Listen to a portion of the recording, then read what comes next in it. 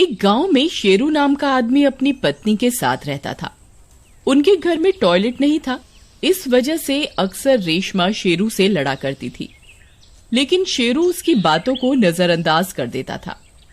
पर एक दिन उन दोनों के बीच में तू तू मैं कुछ ज्यादा ही बढ़ जाती है और शेरू डंडे से रेशमा के सिर पर वार कर देता है और रेशमा वहीं दम तोड़ देती है।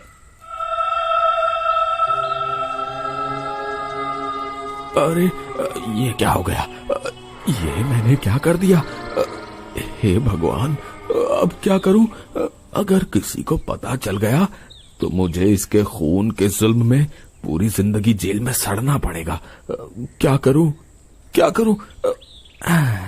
एक काम करता हूं, इसे घर के पीछे आंगन में गाड़ देता हूं, किसी को कानो कान खबर नहीं होगी। फिर इतना सोचकर शेरू रेशमा की लाश को घर के पीछे गाड़ देता है।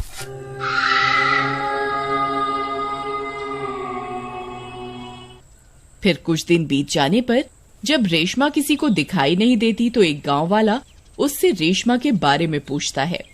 अरे शेरू भाई, भाभी कहीं दिखाई नहीं दे रही आजकल, क्या बात है?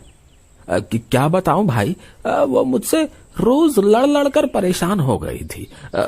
उसने मुझे तलाक दे दिया है और मुझे छोड़कर अपने मायके चली गई है। भाई ये तो बहुत बुरी खबर है भाई। है, चलो तुम उदास मत हो। तुम फिर से दूसरी शादी के बारे में कुछ सोच रहे हो क्या? है, मेरी नजर में एक तलाकशुदा औरत है, तुम कहो तो तुम्हारे रिश्ते की बात चलाऊं? हाँ भाई, हाँ क्यों नहीं भाई, जरूर जरूर। फिर कुछ ही दिनों में शेरू की शादी सीमा नाम की लड़की से हो जाती है। फिर शादी की पहली रात। अजी सुनिए, टॉयलेट कहाँ है? मुझे इस्तेमाल करना है। टॉयलेट तो नहीं है, तुम्हें बाहर ही जाना होगा। क्या आपने घर में टॉयलेट तक नहीं बनवाया? देखिए जी, मुझे घर से बाहर खुले में जाने की आदत नहीं है। आप कल ही घर में टॉयलेट बनवाइए, नहीं तो मैं अपने मायके चली जाऊंगी। इतना बोलकर सीमा सो जाती है। अरे यार, ये तो छोड़कर जाने की धमकी दे रही है, अब क्या करूं? कहीं मैं फिर से अकेला ना पड़ जाऊं। एक काम करता हूं, कल टॉयलेट बनवा ही देता हूं, नहीं तो ये भी रेशमा की तरह रोज रोज चिक चिक करती रहेगी। अगला दिन होने पर शेरू टॉयलेट बनवाने का काम शुरू करवा देता है और 2 दिनों में टॉयलेट बनकर तैयार हो जाता है। टॉयलेट को तैयार देखकर सीमा की खुशी का ठिकाना नहीं रहता। फिर रात होने पर शेरू शौक में नहाने के लिए टॉयलेट जाता है और अपनी मस्ती में नहाने लगता है। तभी टॉयलेट सीट से एक औरत का हाथ बाहर निकलता है।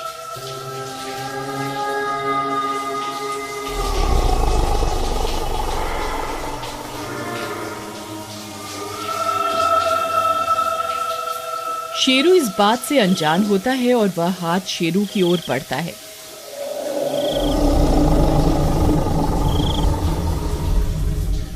तभी सीमा शेरू को आवाज लगाती है।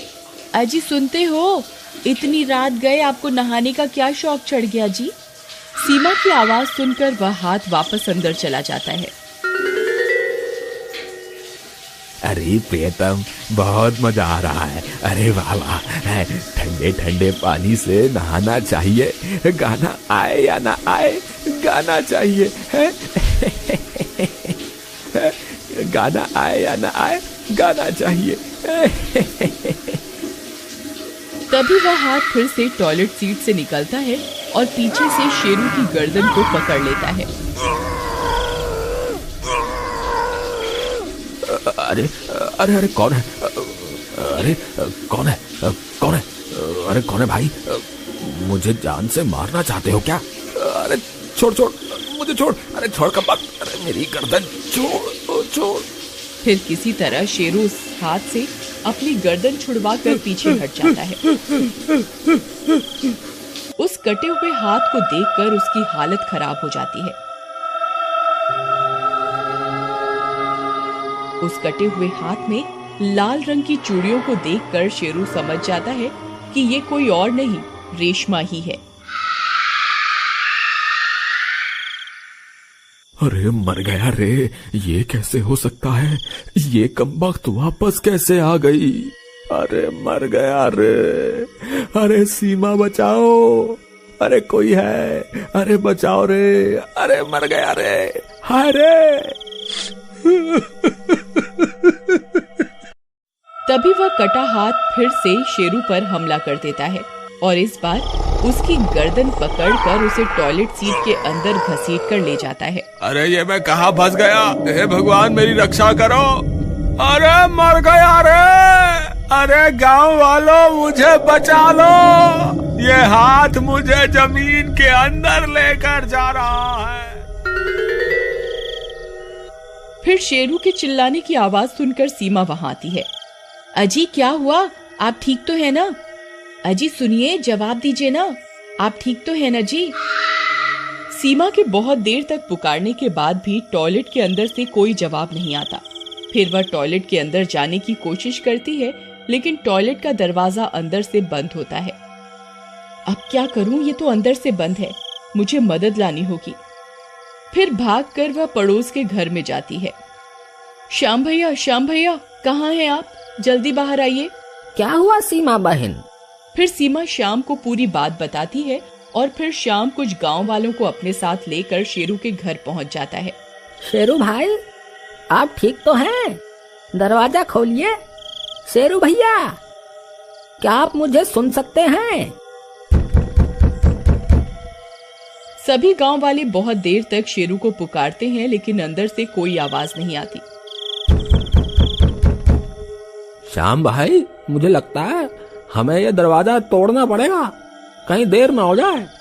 फिर सभी गांव वाले मिलकर टॉयलेट का दरवाजा तोड़ना शुरू करते हैं और कुछ ही देर में टॉयलेट का दरवाजा टूट जाता है और वे लोग अंदर घुस जाते हैं, लेकिन उन्हें वहां शेरू का कोई नामो निशान नहीं मिलता। अरे यहाँ तो कोई भी नहीं है। सीमा बहन तुम्हें पक्का विश्वास है कि शेरू भाई टॉयलेट के अंदर ही मौजूद थे? हाँ श्याम भैया, ये कुछ देर पहले ही जोर जोर से गाना गा रहे थे और फिर अचानक से इनकी आवाज बंद हो गई। मैंने इन्हें बहुत देर तक पुकारा, लेकिन इनका कोई जवाब नहीं आया। श्याम भाई मुझे भी लगता है कि शेरू भाई टॉयलेट के अंदर ही थे, तभी तो टॉयलेट का दरवाजा अंदर से बंद था और यहाँ कोई इतना बड़ा रोशनदान भी नहीं है जिससे वो बाहर निकल सके। तो फिर आखिरकार शेरू भाई गए तो गए कहाँ? तभी उनकी नजर टॉयलेट सीट पर पड़ी टूटी हुई चूड़ियों पर जाती है। सीमा भाभी ये टूटी हुई चूड़ियाँ आपकी हैं? नहीं, मेरी एक भी चूड़ी अभी तक नहीं टूटी है, ये मेरी नहीं है। अगर ये आपकी नहीं है तो फिर ये किसकी चूड़ियाँ हैं? आखिरकार ये चूड़ियाँ यहाँ आई कैसे? फिर गांव वाले टॉयलेट सीट के अंदर झांक कर देखने लगते हैं। अरे भाई कहीं शौक में शेरू भाई इस टॉयलेट सीट के अंदर तो नहीं चले गए हैं? मुझे पक्का विश्वास है शेरू भाई ये देखने गए होंगे कि कमबख्त अंग्रेजी टॉयलेट सीट काम कैसे करती है। फिर कुछ देर इधर उधर देखने पर उनके हाथ कुछ नहीं लगता, तो सब लोग हैरान परेशान होकर वहां से चले जाते हैं और फिर 2 दिनों के बाद टॉयलेट से बहुत तेज बदबू आने लगती है। इस वजह से सभी गांव वाले फिर से टॉयलेट के पास इकट्ठा हो जाते हैं और फैसला करते हैं कि टॉयलेट को तोड़कर यहाँ खुदाई की जाए, और इतना सोचकर वे लोग खुदाई करना शुरू कर देते हैं। कुछ देर खुदाई करने पर उन्हें एक हाथ दिखाई देता है। उसने वही लाल रंग की चूड़ियां पहनी होती हैं। वो लाल चूड़ियों को देखकर लोगों को कुछ समझ में आने लगता है।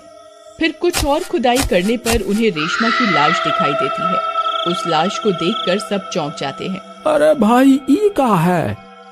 ई तो रेशमा की लाश है, ये यहाँ कैसे आई? ससुरा शेरू तो बोल रहा था कि ये रेशमा उसे छोड़कर मायके चली गई है। दाल में जरूर कुछ काला है। फिर थोड़ी देर और खुदाई करने पर उन्हें शेरू की लाश भी मिल जाती है। उसकी लाश को देखकर सब समझ जाते हैं कि रेशमा की आत्मा ने ही शेरू को जमीन के अंदर घसीटा है। देखो भाइयों, रेशमा के हाथ में भी वही चूड़ियां हैं जिसके टुकड़े हमें टॉयलेट सीट के ऊपर मिले थे।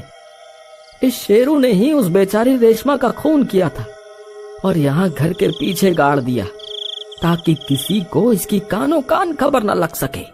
और इस तरह रेशमा का बदला पूरा हो जाता है और उसकी आत्मा को शांति मिल जाती है।